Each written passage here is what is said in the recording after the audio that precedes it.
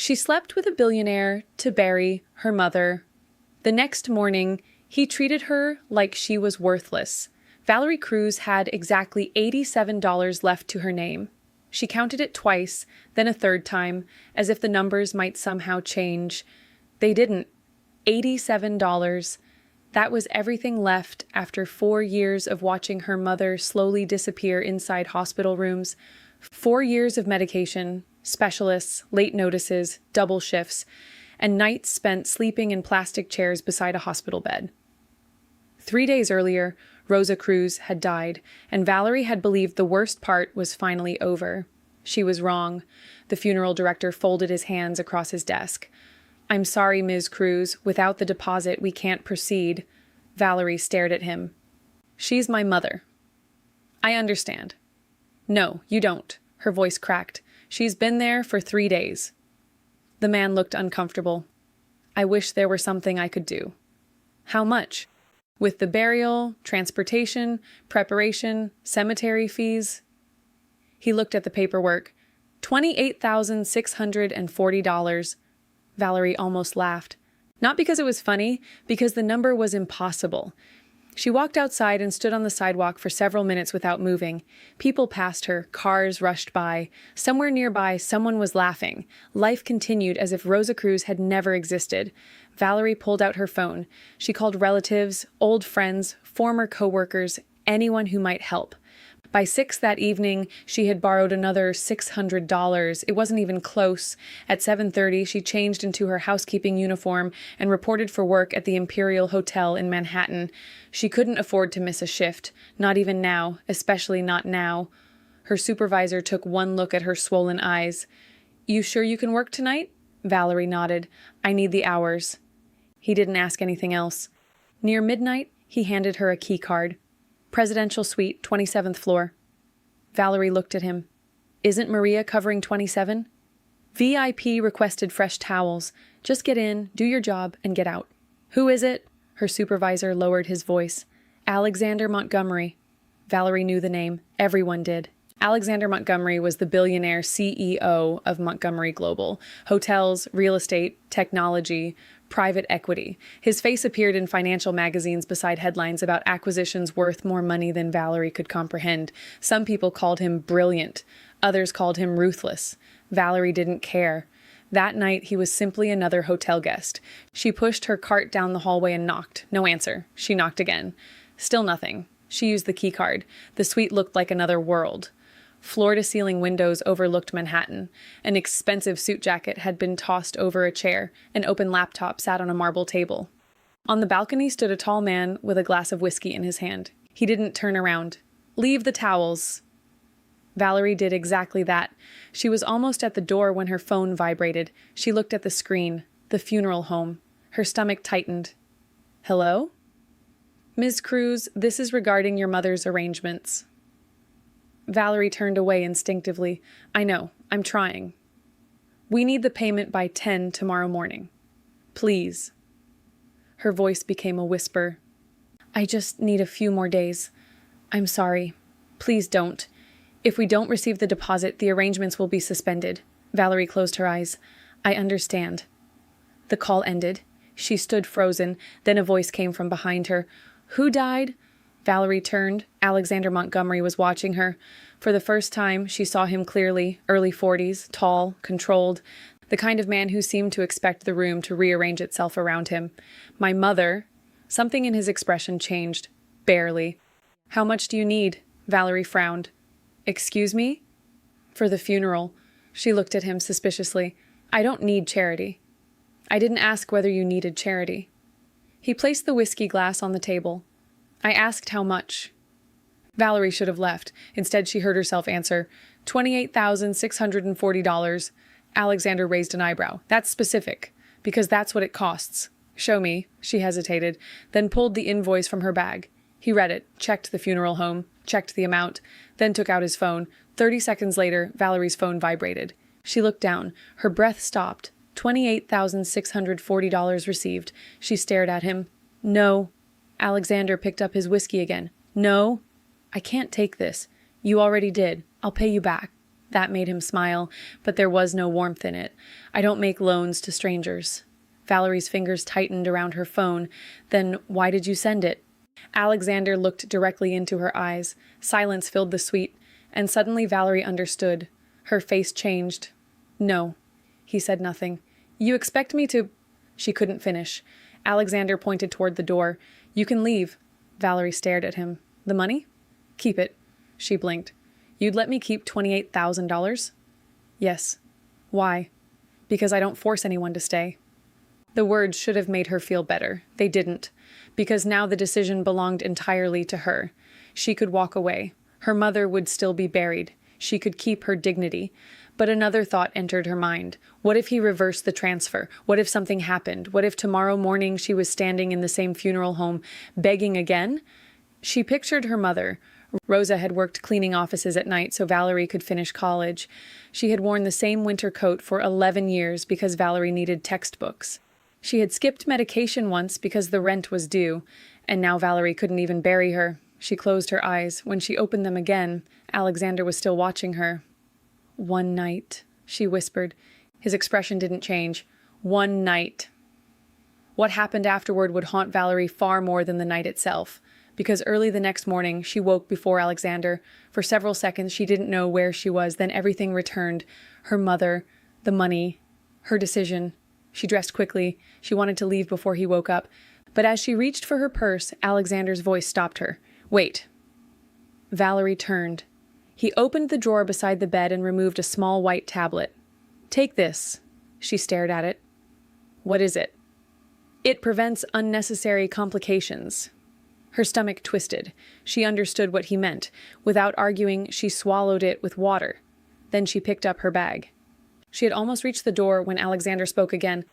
One more thing. She turned. He pulled several $100 bills from his wallet, then dropped them onto the floor, at her feet, for the ride home. Valerie stared at the money, then at him. Alexander's voice was ice cold. I don't want anyone thinking women like you have to walk home after a night like this.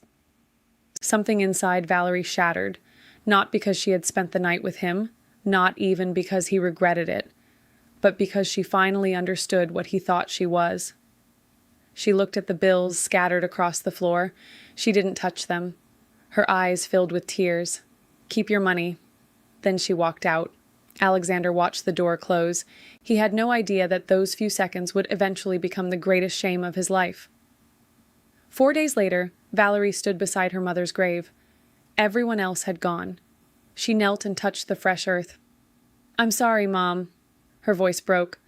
I hope wherever you are, you don't hate me for what I did. A shadow appeared beside her. Father Ethan, the priest who had known Rosa for years, held an old envelope. Your mother asked me to give you this after the funeral. Valerie slowly stood. What is it? I don't know. Written across the front were 6 words. For my daughter, when she's ready. Valerie's hands trembled, but she couldn't open it. Not yet. She placed the letter inside her purse. For the next month, she tried to rebuild her life. Then an unexpected call came. Ms. Cruz, we're calling regarding your application for the compliance analyst position. Valerie sat upright. Yes? We'd like to offer you the job. The salary was nearly 3 times what she made at the hotel. For the first time since her mother's illness began, Valerie felt hope. Until she looked at the company name, Montgomery Global, her heart stopped. Alexander's company. She almost refused. Then she looked at her mother's photograph. She had spent too many years surviving. She wasn't going to let one cruel man decide where she was allowed to work. On Monday morning, Valerie entered Montgomery Global wearing a navy suit. Her hair was tied back. Her shoulders were straight. She didn't look like the broken hotel maid who had walked out of a presidential suite weeks earlier. At 9:17 a.m., the elevator doors opened. Alexander Montgomery stepped inside with 3 senior executives. He was speaking on the phone. Then he saw her. He stopped mid-sentence. Valerie said nothing. Neither did he.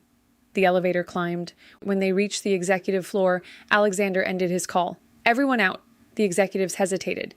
Now. They left. The doors closed again. Alexander turned toward Valerie. You did this deliberately. What? Getting hired here. I applied for a job. How much do you want this time? Valerie stared at him. What did you say? You heard me. His mouth twisted into that same cold smile. You already showed me what money can buy. The slap echoed through the elevator. Alexander's head snapped sideways. The doors opened. 6 employees were standing outside. Every one of them froze. Their billionaire CEO stood inside the elevator with a red mark across his face. Valerie walked past them without saying a word. Alexander didn't follow her. He didn't call security. He didn't fire her. He simply stood there, because for the first time in years, Alexander Montgomery wasn't angry. He was ashamed. And by the end of that week, he would discover something about Valerie Cruz that would make that shame almost impossible to live with. By noon, everyone at Montgomery Global knew what had happened in the elevator. Nobody talked about the quarterly report. Nobody talked about the acquisition Alexander Montgomery was negotiating. They talked about one thing. The new compliance analyst had slapped the CEO. Valerie felt the stares everywhere she went. Some employees looked impressed. Others looked at her as though she had just ended her career. She ignored them. She had spent too many years worrying about things more important than office gossip. At 12:30, she carried her lunch into the company cafeteria. That was when Paula Landon walked in. Paula was the daughter of one of Montgomery Global's largest investors. Beautiful, wealthy, and accustomed to being treated as though the building belonged to her. For years, everyone had assumed Paula would eventually become Mrs. Alexander Montgomery, Paula included. She stopped beside Valerie's table. So, you're the famous new employee, Valerie continued eating. Apparently, Paula smiled. I heard you have an unusual way of getting the CEO's attention. Valerie slowly looked up. If you have something to say it. Oh, I think everyone already knows.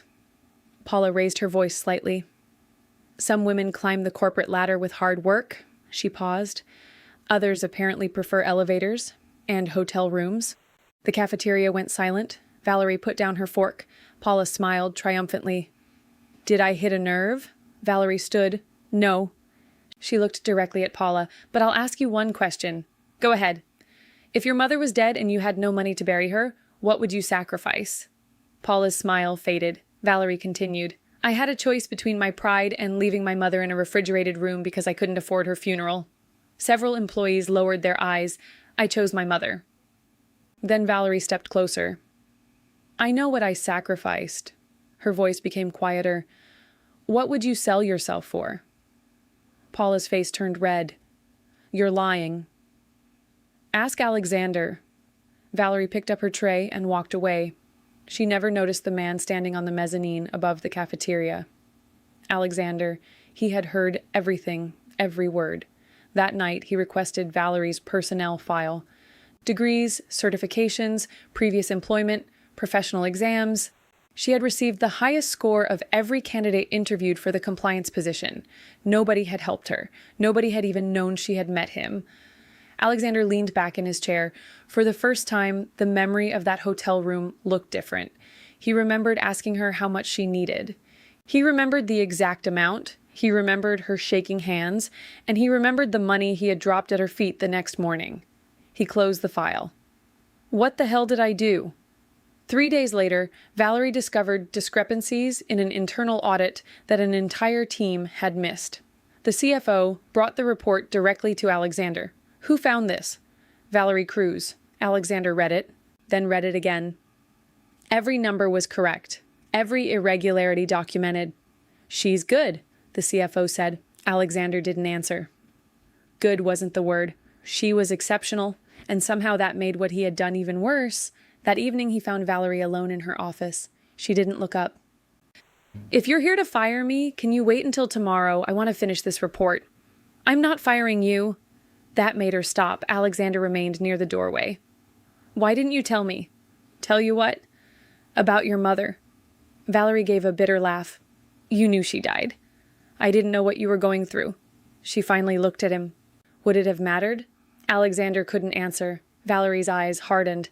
That night, you asked me what the funeral cost. She swallowed. You never asked me what losing her cost me.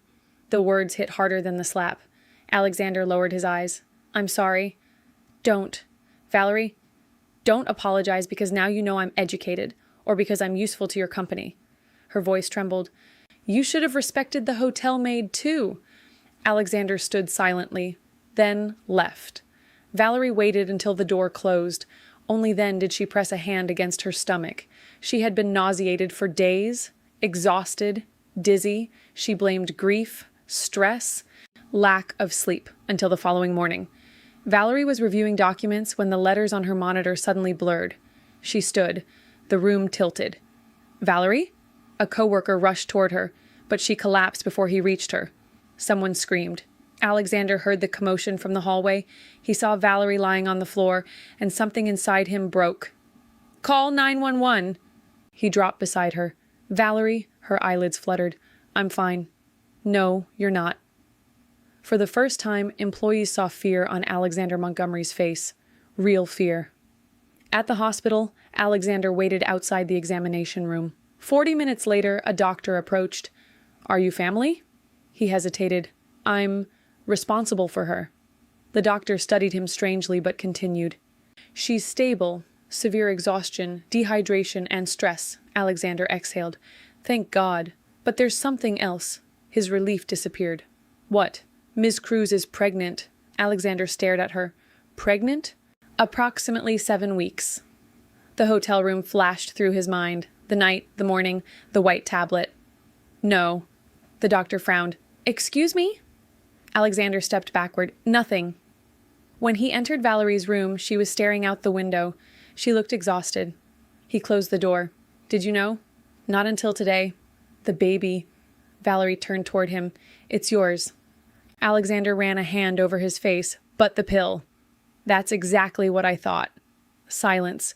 Then Valerie said something that made his blood run cold. "I have an appointment Sunday." "For what?" She looked directly at him. "To end the pregnancy." Alexander froze. "No." Valerie's expression changed instantly. "Excuse me? Don't. Don't tell me what to do. That's my child, too." Valerie stared at him in disbelief. "Now it's your child." Valerie, "No." Her voice rose. "In that hotel, I was just a woman like me. Remember?" Alexander went silent. "You threw money at my feet." Her eyes filled with tears. "You made me feel like I wasn't even human." "Valerie, and now suddenly I'm carrying something valuable to you?" He lowered his head. She turned away. "You don't get to decide what happens next." Alexander left the hospital that night, knowing there was nothing he could say to repair what he'd done. Not yet. 2 days later, Valerie was discharged. She was walking toward a taxi when she noticed an elderly woman stumbled near the curb. Several people passed without stopping. Valerie immediately ran toward her. "Ma'am?" The woman looked disoriented. "I think I mixed up my medication." Valerie helped her sit, bought her water, checked the labels on her medication, then called a car. The woman squeezed Valerie's hand. "Would you come home with me, just until I know I'm all right?" Valerie hesitated, then nodded.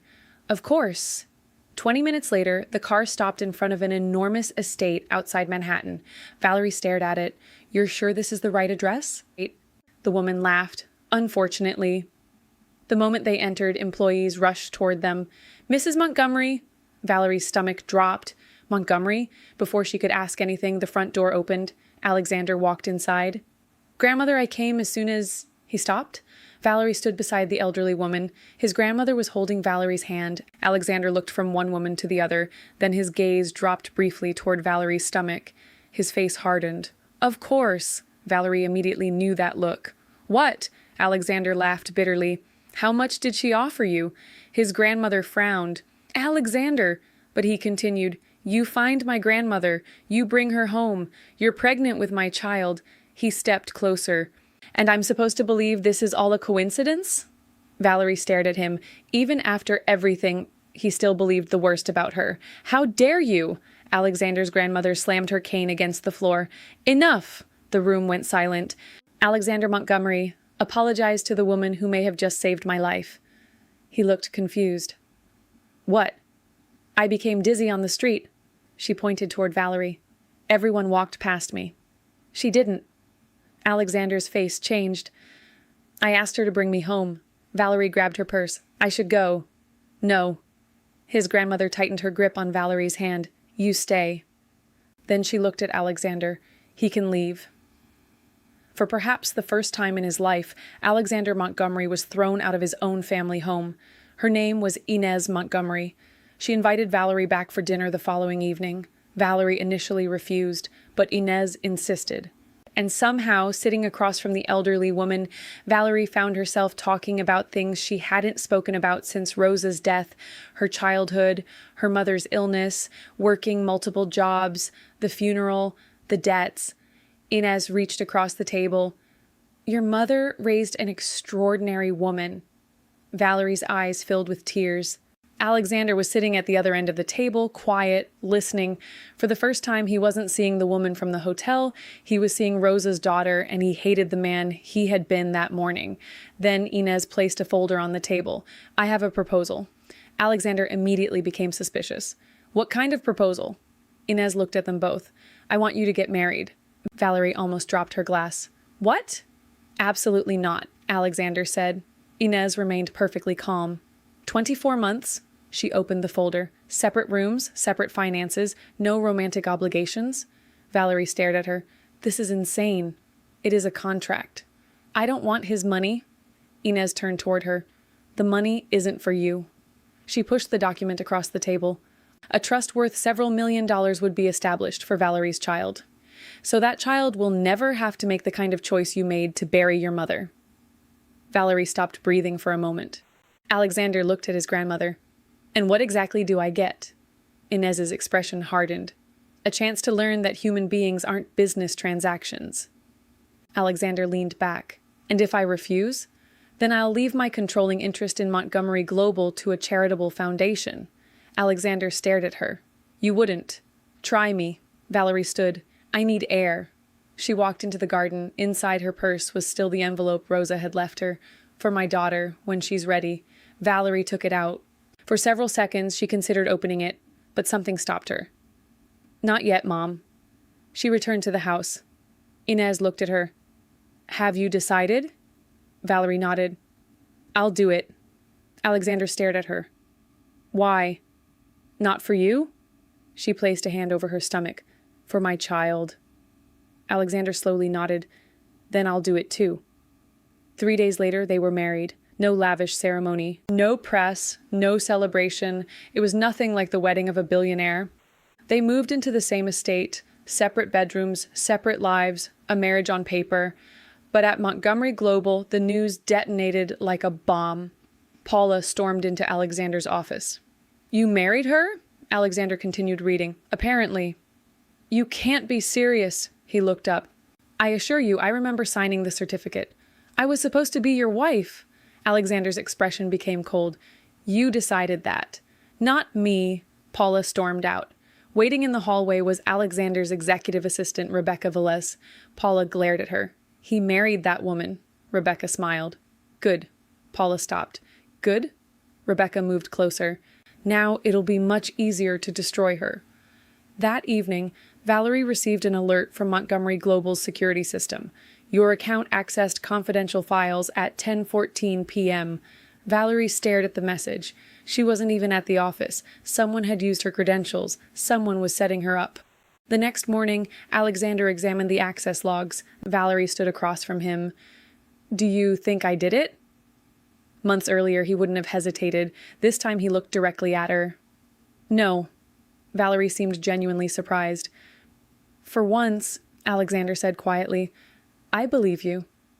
It was the first crack in the wall between them, but whoever was targeting Valerie wasn't finished. 2 nights later, Rebecca entered her office. "Alexander needs the B3 audit files." "Tonight?" "Immediately."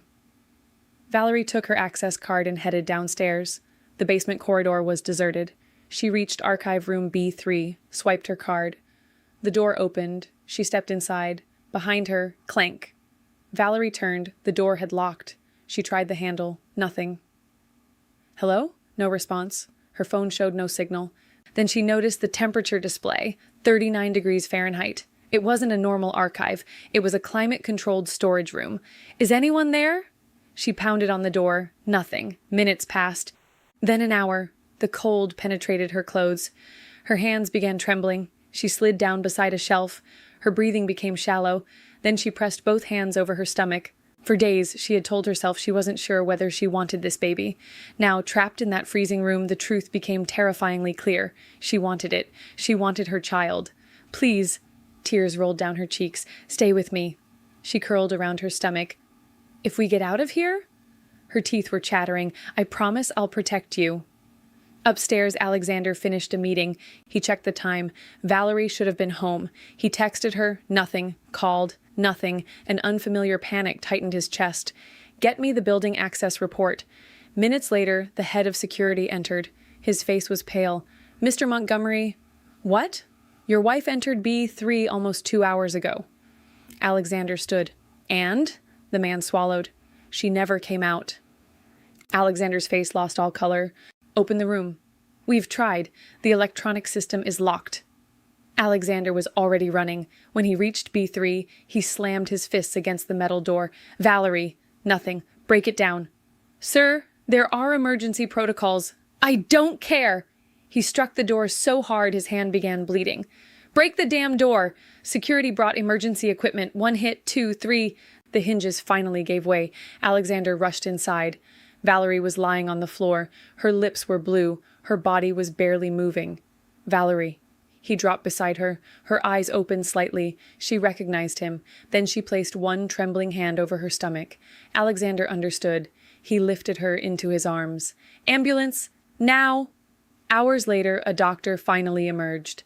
Alexander jumped to his feet. Tell me. Moderate hypothermia. His heart stopped. But you reached her in time. And the baby? The doctor smiled. The baby is fine. Alexander covered his face. For the first time in years, he cried. He didn't care who saw. Then the head of security approached. We know who locked her inside. Alexander's tears disappeared. Who? The security footage appeared on a tablet. Rebecca. She had sent Valerie downstairs, then manually disabled the door. Alexander stared at the screen. Bring her to me. 20 minutes later, Rebecca entered the conference room. Alexander projected the footage onto the wall. Explain this. Rebecca watched herself lock Valerie inside, then calmly said, I did it. Alexander slammed his hand against the table. She could have died. That wasn't supposed to happen. She's pregnant. For the first time, Rebecca's expression changed. I didn't know. Alexander stared at her. Why? Rebecca slowly reached into her purse. She removed an identification wallet, opened it, and placed it on the table. Alexander looked down. His expression changed. Rebecca wasn't just his executive assistant. She had been working undercover for nearly 2 years, investigating financial crimes connected to Montgomery Global. Alexander stepped backward. You used my wife? She wasn't supposed to be hurt. Rebecca lowered her eyes. I needed you angry, unpredictable. I needed you to contact the people protecting certain transactions inside the company. You almost killed her. I know. Alexander's voice became dangerously quiet. Get out! Rebecca picked up her badge, but before leaving, she turned. Mr. Montgomery? He didn't look at her. There's something else you need to know. Alexander slowly raised his eyes. Rebecca continued, The woman you married isn't the person you think she is. He froze. What does that mean?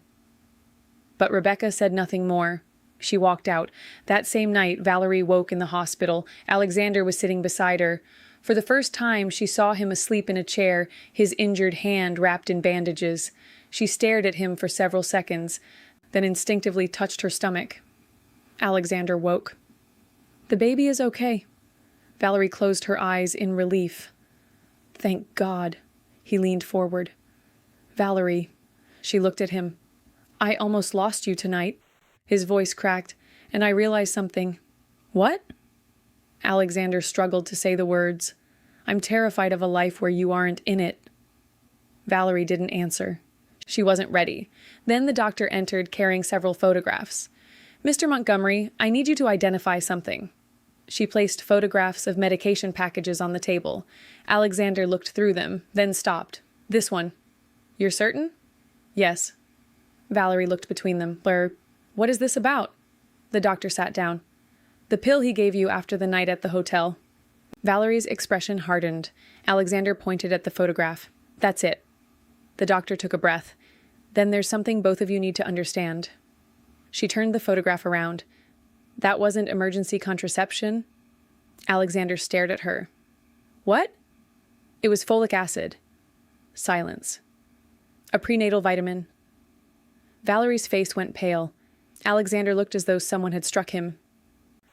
I was drinking that night. I grabbed the wrong bottle. The doctor continued.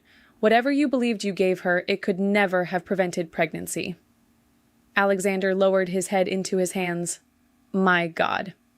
Valerie stared at him. That tiny white pill, the pill that had haunted her for weeks, had never been what either of them believed. But the doctor wasn't finished. I also have your prenatal results. She turned on the ultrasound monitor. Valerie immediately looked toward the screen. Is everything okay? The doctor smiled. Everything looks very good. Then she pointed. But there's something you didn't know. Valerie leaned closer. Alexander stood beside her. The doctor moved the image. There's one heartbeat. Valerie smiled through tears. Then the doctor moved the probe slightly. And there's the second. Valerie's mouth opened. Second? Alexander stared at the screen. The doctor smiled. You're having twins. 2 heartbeats filled the room. Alexander's eyes filled with tears. Valerie covered her mouth. Twins. 2 lives had come from the worst night of her life. Alexander slowly reached toward her hand, then stopped. He didn't assume he had the right to touch her anymore. Valerie noticed, for the first time, she was the one who moved her hand, just slightly, until her fingers touched his. Alexander looked at her. Neither spoke. There was still too much pain between them, too much guilt, too much to forgive. But for the first time, Valerie wondered whether the man beside her might actually be changing. Then she noticed her purse on the chair. Inside it was her mother's unopened letter, the letter she had carried for weeks. Suddenly, Valerie knew. She was ready. She reached inside and pulled out the old envelope. Alexander looked at it. What is that? My mother left it for me. Valerie ran her fingers across Rosa's handwriting. For my daughter, when she's ready. She tore open the envelope. Inside was an old photograph, a small piece of embroidered fabric, and a letter. Valerie unfolded it. She read the first lines, then stopped breathing. Her hands began to shake. Valerie? Alexander stood. What does it say? She looked at him. Her face had gone completely white. My mother... Her voice broke. Rosa wasn't my biological mother. Alexander froze. Valerie looked down at the letter again. According to Rosa, 25 years earlier, she had found a terrified little girl near a burning car. The child didn't know her name. No family ever came forward. Eventually, Rosa adopted her. That little girl was Valerie. Alexander stared at her. Then his eyes fell on the small embroidered cloth lying on the bed. 2 initials had been stitched into it. MM. At that exact moment, the hospital room door opened. Inez Montgomery walked inside. She saw Valerie crying. Then she saw the fabric. The color drained from her face. Her cane slipped from her hand. No! Alexander rushed toward her. Grandmother? Inez ignored him. She walked slowly toward Valerie. Her hands trembled as she picked up the fabric. She turned it over, then began to cry. Not quietly, not politely. She sobbed. Valerie stared at her. Mrs. Montgomery? Inez looked at her as though she were seeing a ghost. I made this. Valerie stopped breathing. What? Inez touched the embroidered initials. I stitched this for my granddaughter. Alexander stared at her. What granddaughter? Inez looked at Valerie. The little girl our family lost in a car fire 25 years ago. The room went completely silent. Valerie's entire life had just changed in a single sentence, but the DNA test that followed would reveal something even more shocking. And when Alexander learned the truth about his own place in the Montgomery family, their marriage, their unborn twins, and the letter Rosa had hidden for 25 years would finally make sense. For the next several days, Valerie's hospital room became the place where her entire life was rewritten. She was pregnant, with twins. She was married to a man she had once hated. And now she had discovered that Rosa Cruz, the woman she had called Mom her entire life, wasn't her biological mother. Valerie kept rereading the letter, the same lines, again and again. 25 years earlier, Rosa had found a little girl near a burning vehicle. The child had been terrified, confused, unable to say her own name. No family had ever come forward. Eventually, Rosa had adopted her.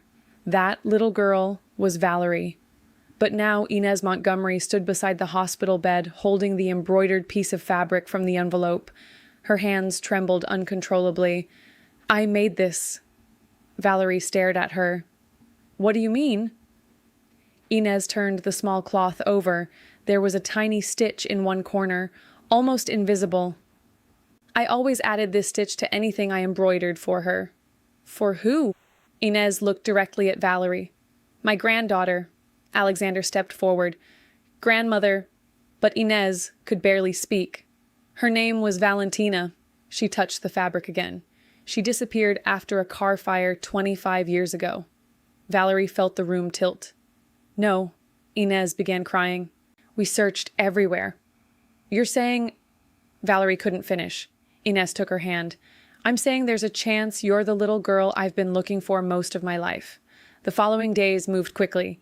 Old police reports were reopened, photographs were compared, medical records were examined, and finally, DNA testing was ordered.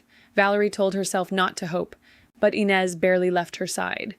Alexander watched them together and saw something strange, the same way they tilted their heads when confused, the same stubborn expression, even the same nervous habit of rubbing their thumb against their index finger. Then the results arrived. Valerie sat beside Inez. Alexander stood behind them. The doctor opened the report. The probability of a biological grandparent relationship exceeds 99.9%.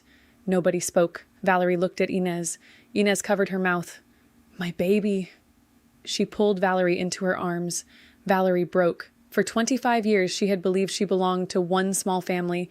Now she had learned that another family had spent decades mourning her. But suddenly, Alexander's face changed. He stepped backward. Wait. Valerie immediately understood. If Inez was her biological grandmother, what did that make Alexander? The room fell silent. Inez looked at him. Then, surprisingly, she smiled through her tears. You're not related. Alexander frowned. What? Inez took his hand. Alexander, you know your parents died when you were young. Yes. What I never told you was that you were legally adopted into our family when you were 2. Alexander stared at her. You raised me, as my grandson. But biologically, no. Inez shook her head. You and Valerie share no blood relation whatsoever. Alexander exhaled so deeply that Valerie almost laughed. Almost. He looked at her, she looked back. For once, the absurdity of their lives was stronger than the anger between them. Valerie had discovered her biological grandmother. Alexander had discovered a truth about himself. And their unborn children were perfectly safe. But the Montgomery family wasn't finished paying for its secrets. That same week, federal investigators entered Montgomery Global. Employees watched through glass offices as agents carried boxes from executive departments. Phones began ringing. Investors panicked. News vans appeared outside. Everyone assumed Alexander was about to be arrested. Instead, Inez Montgomery walked into the conference room. Alexander followed. Valerie was there too. Rebecca stood near the investigators. Inez placed both hands on the table. I want to make a statement. Alexander looked at her. Grandmother, wait until counsel. No. Her voice was firm. I've spent enough years letting other people protect me. The room became silent. Inez looked toward the investigators. The major decisions you're investigating were authorized by me. Alexander's face changed. Inez, I built the system. She continued. I approved hidden transactions. I created relationships designed to protect the company. And I taught Alexander that fear was strength. Alexander stood. That's not entirely true. She turned toward him. Sit down. Grandmother, for once in your life, listen to me. He slowly sat. Inez looked back at the investigators. Alexander carried out many of my instructions. But the culture that produced those decisions began with me. She swallowed. I'm responsible. Valerie watched Alexander. He looked devastated. Afterward, he confronted Inez privately. You didn't have to do that. Yes, I did. You protected me. No. She touched his face. I stopped you from becoming me. Alexander said nothing. Inez cooperated fully with the investigation. Montgomery Global paid massive settlements. Families harmed by old business practices finally received compensation. Entire divisions were dismantled. Executives were removed, Independent oversight was installed, and Alexander did something nobody expected. He personally visited people his company had harmed. Some refused to see him. Others let him inside. He never asked them to forgive him. He simply said the same thing every time. I'm not asking you to forgive me. Oh, I'm asking you to let me repair what I can. Sometimes the answer was no. He accepted it. Sometimes the answer was yes. Then he listened. That mattered to Valerie. Because apologies were easy, change wasn't. Months passed. Valerie returned to Montgomery Global, but not as Alexander's protected wife. She became director of compliance. When Alexander offered her the position, she gave him one condition. Anything involving you or me gets reviewed externally. Alexander raised an eyebrow. You don't trust me? Valerie smiled slightly. I'm beginning to. That's not the same thing. No. She leaned back. And it shouldn't be. Alexander nodded. Done. She didn't want favors. She wanted credibility, and slowly, something between them changed. Alexander stopped trying to impress her with money. Instead, he brought her dinner when she worked late. He attended every prenatal appointment. He learned what foods made her sick. He kept crackers in his car. He memorized the hospital route. Once, Valerie woke at 3 a.m. and found him sitting on the nursery floor surrounded by half-assembled furniture. She leaned against the doorway. What are you doing? Alexander looked at the instructions. Apparently failing at basic carpentry. Valerie laughed. Actually laughed. Alexander stared at her. What? Nothing. No. What? I don't think I've ever seen a billionaire defeated by a crib. He looked down at the wooden pieces. This crib has more moving parts than one of my companies. Valerie laughed again, and that sound stayed with him for days. Neither of them called it love. Not yet. At 34 weeks, Valerie woke in pain. Alexander panicked so badly that she had to calm him down. Alexander, I'm calling the doctor. You already called her. I'm calling again. Alexander, we need the car. The car is outside. The hospital bag. In your hand. He looked down. It was. Valerie laughed despite the pain. You're terrible in emergencies. I broke down a steel door for you. Apparently childbirth is worse. It is. Hours later, Alexander stood beside her in the delivery room. And then a cry filled the room. A boy. Alexander's entire face changed. Before he could process it, another cry followed. A girl. 2 healthy babies. Alexander stared at them, then started crying. Not discreetly. Not like a powerful man trying to maintain control. He cried like someone who had just been handed a life he never believed he deserved. Valerie watched him hold their son, then their daughter. Months earlier, this same man had dropped money at her feet. Now his hands trembled because he was afraid of holding their babies incorrectly. Valerie looked away for a moment. People didn't erase what they had done, but sometimes they became someone who would never do it again. The day before they left the hospital, Alexander entered Valerie's room carrying something. What is that? He sat beside her. A reminder. It was an old photograph, the first picture taken of them on the day they had signed the marriage contract. They stood side by side, formal, cold, almost strangers. Alexander looked at the photograph, then tore it in half. Valerie raised an eyebrow. What are you doing? The contract is over. She looked amused. Technically, we still have months left. I don't care. He placed the torn picture on the table. I don't want you staying because my grandmother asked. I don't want you staying because of money. I don't even want you staying because we have children. Valerie studied him. Alexander continued. If you want to leave, I'll help you. The house. The trust. Anything you need. And you? He paused. I'll be their father every day you let me. But I won't use them to keep you. Valerie was quiet. Then she looked at the twins sleeping nearby. We still have one contract. Alexander frowned. What contract? To be good parents. A small smile appeared on his face. I can agree to that. The rest, Valerie looked at him. We'll see. Alexander extended his hand, not for a signature, not for a deal, for her. Valerie stared at it, then took it. Not because she had forgotten, she hadn't. Not because she had completely forgiven him, she hadn't. But because Rosa had once taught her something. A person could become better only when they stopped running from their own mistakes. Alexander wasn't running anymore. 6 months later, Valerie stood in a small garden. No journalists, no investors, no expensive ballroom, only a few people who mattered. Inez sat in the front row holding one of the twins. Beside her was an empty chair. On it stood a framed photograph of Rosa. Valerie looked at it for several seconds. The woman who had found a terrified child beside a burning car, the woman who had taken her home, raised her, worked herself exhausted for her, loved her without ever sharing her blood. Valerie whispered, "You'll always be my mother." Then she heard footsteps behind her. Alexander approached. No contract, no lawyers, no conditions. He stopped in front of her. Months earlier, Valerie had agreed to marry him because she was afraid for her child's future.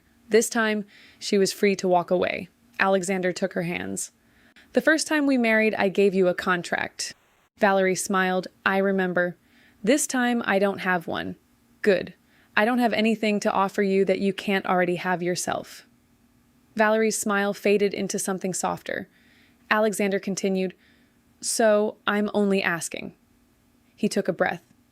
"Would you choose me?" Valerie looked toward Rosa's photograph, then at Inez, then toward their children.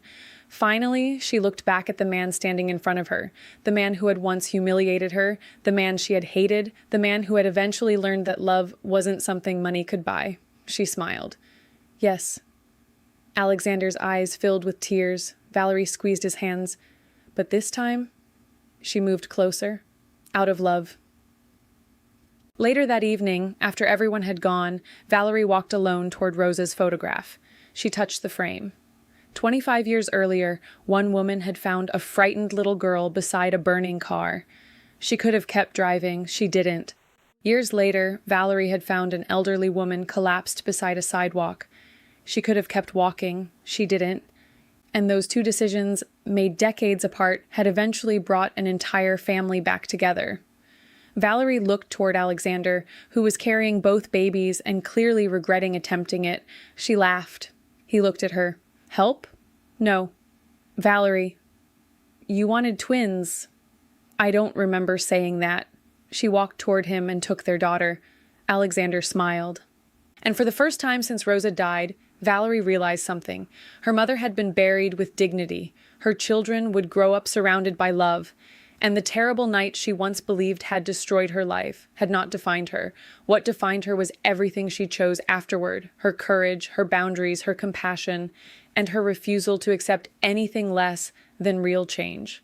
Some mistakes can never be erased. But sometimes, when remorse becomes action, when pride becomes humility, and when love is finally offered without a price, a broken story can still become something beautiful. If this story moved you, hit the like button and tell us in the comments, could you ever forgive Alexander after the way he treated Valerie that first morning? And if you believe people can truly change when they're willing to face what they've done, subscribe to the channel and turn on notifications. We'll see you in the next story.